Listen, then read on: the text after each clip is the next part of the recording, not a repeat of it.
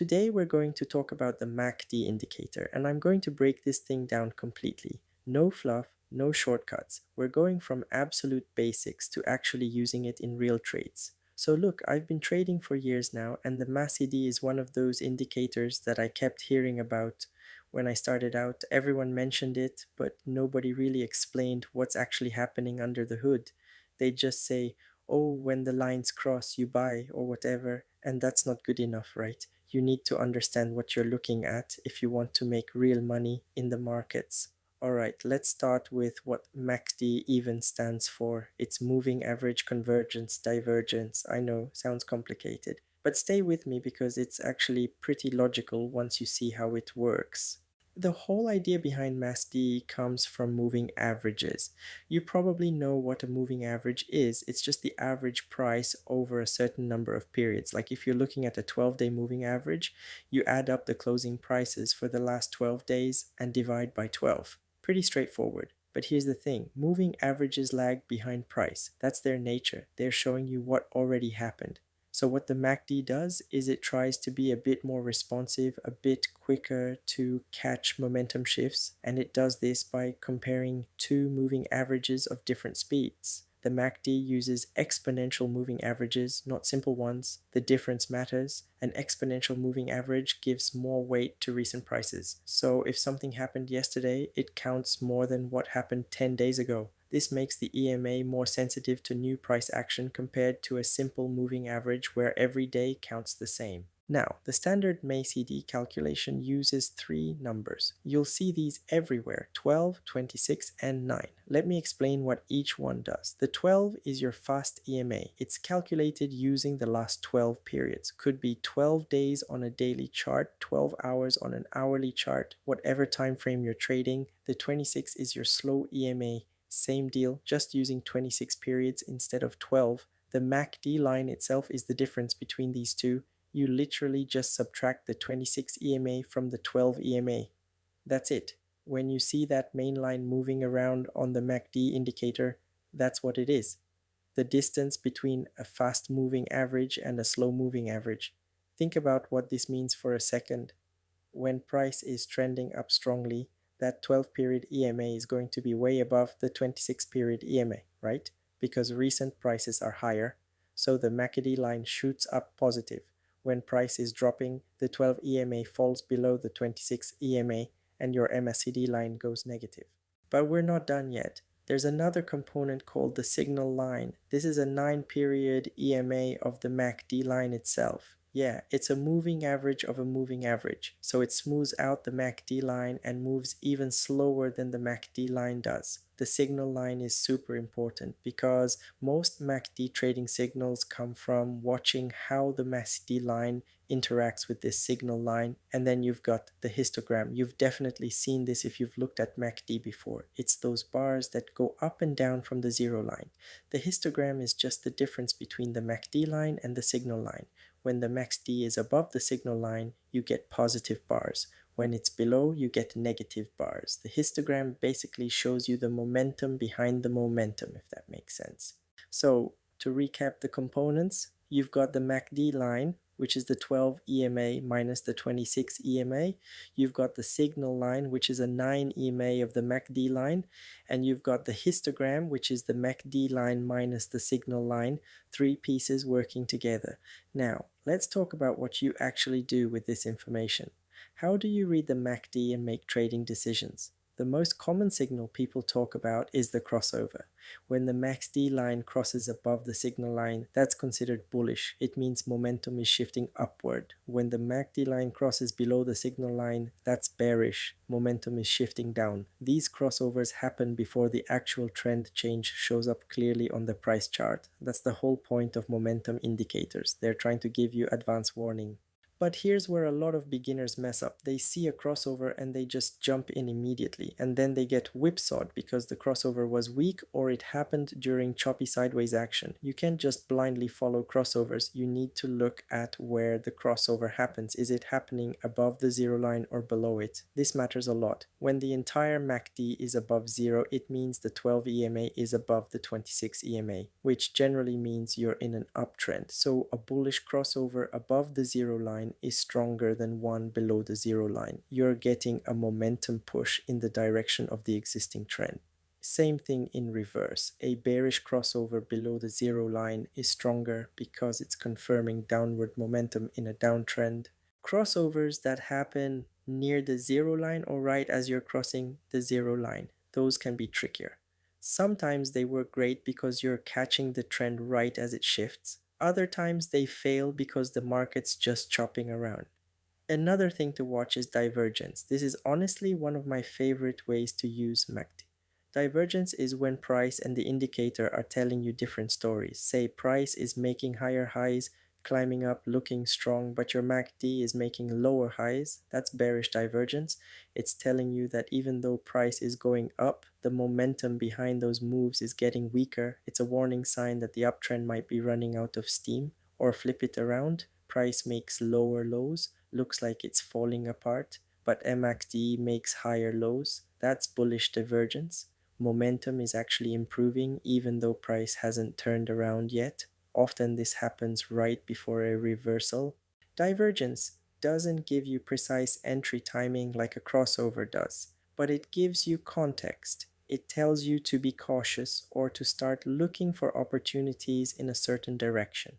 The histogram is useful for seeing the strength of moves too. When those histogram bars are getting bigger, momentum is increasing. When they're shrinking, momentum is fading. A lot of times you'll see the histogram peak before the actual crossover happens. So if you're watching the histogram and it starts getting smaller, you know a crossover might be coming soon. Now let's talk about the zero line itself. When MACD crosses above zero, the 12 EMA has crossed above the 26 EMA on your price chart. That's generally bullish. When it crosses below zero, the 12 EMA crossed below the 26 EMA, generally bearish. Some traders use these zero line crossovers as their main signals instead of the signal line crossovers. The advantage is they're a bit more reliable, less prone to fake outs. The disadvantage is they're slower. You'll get in later and get out later. There's always this trade-off in trading between speed and reliability. Faster signals give you better prices but more false signals. Slower signals are more reliable, but you give up some profit. Alright, so how do you actually use this thing in practice? Let me walk through a few different approaches. First approach is the basic crossover strategy. Wait for MACD to cross above the signal line, you go long. When it crosses below, you exit or go short. Simple as that. To make this better, you'd want to add some filters. Maybe you only take bullish crossovers when MACD is above zero and only bearish crossovers when it's below zero, or you combine it with trend analysis on a higher time frame so you're only trading with the bigger trend. Second approach is using divergence to spot reversals. You're scanning your charts looking for cases where price and MACD are diverging. When you spot it, you wait for a confirmation signal. Maybe that's a MACD crossover, maybe it's a candlestick pattern, maybe it's a support or resistance break. But the divergence tells you to pay attention and the confirmation tells you when to actually enter. Third approach is using MACD for trend confirmation rather than entry signals. Say you're a breakout trader, stock breaks above resistance. Before you jump in, you check MACD. Is it rising? Is it above zero? Is the histogram expanding? If yes, that confirms the breakout has momentum behind it. If MACD looks weak, maybe you skip that trade. You can also use multiple time frames. Check MACD on a daily chart to understand the bigger trend, then drop down to a 4-hour or 1-hour chart to time your entry using MACD crossovers on that shorter time frame. This gives you the benefit of trading with a larger trend while getting better entry prices. Now, what are the limitations? Because MACD is not perfect, no indicator is.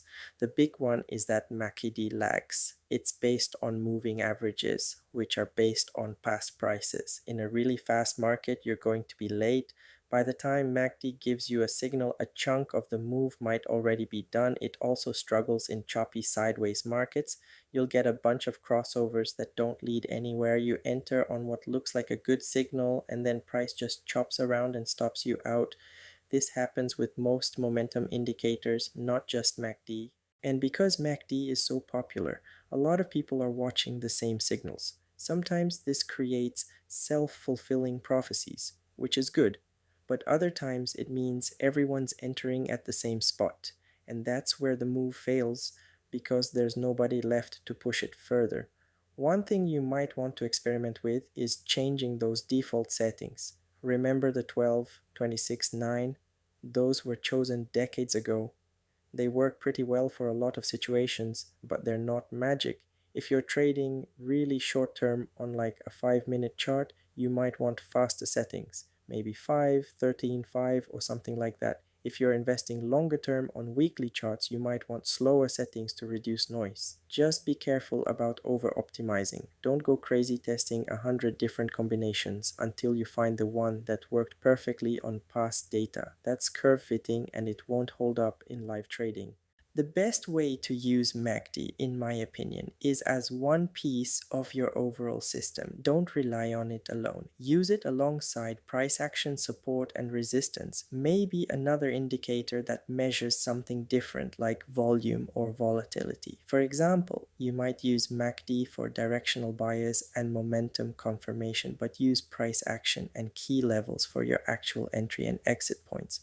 Or you might use a longer term moving average to define the trend, then use MACD to time your entries in the direction of that trend. Let me give you a real example of how I might use this. Say I'm looking at a stock that's been in an uptrend. Price is above the 50-day and 200-day moving averages. That tells me the trend is up. Now price pulls back a bit and I'm wondering if this is a buying opportunity or if the trend is breaking. I look at MACD. Even during the pullback, MACD stays above zero. The histogram gets smaller but doesn't flip negative. Then I see MACD cross back above the signal line. That's telling me the pullback is probably over and momentum is coming back to the upside. That's when I look for an entry, maybe on a bullish candlestick pattern or a break back above a short-term resistance level. See how MACD isn't making the decision by itself. It's giving me information about momentum that I combine with trend information and price action to make a complete trading decision. Another practical tip: pay attention to how MACD behaves on the specific markets or stocks you trade. Every market has its own personality. Some are trendier, some are choppier, some move fast, some move slow. Spend some time just observing how MACD signals play out on your particular markets before you start putting real money on the line. And of course, always use proper risk management. Even the best MACD signal can fail. You need to know where you're wrong, where your stop loss goes, how much you're risking on the trade. That's more important than any indicator. Alright, I think that covers pretty much everything you need to know about MACD. We talked about how it's calculated, what the components mean, how to read the signals, different ways to trade with it, and the limitations to watch out for. The key takeaway is that MACD is a momentum indicator that helps you see when trends are starting, when they're getting stronger, and when they're getting weaker. It's not a crystal ball, but it's a useful tool when you understand what it's actually showing you. If you found this helpful, hit that like button and subscribe if you haven't already. Drop a comment and let me know what indicators you want me to cover next. And if you're using MACD in your own trading, I'd love to hear how you use it and what works for you. Thanks for watching, and I'll see you in the next one.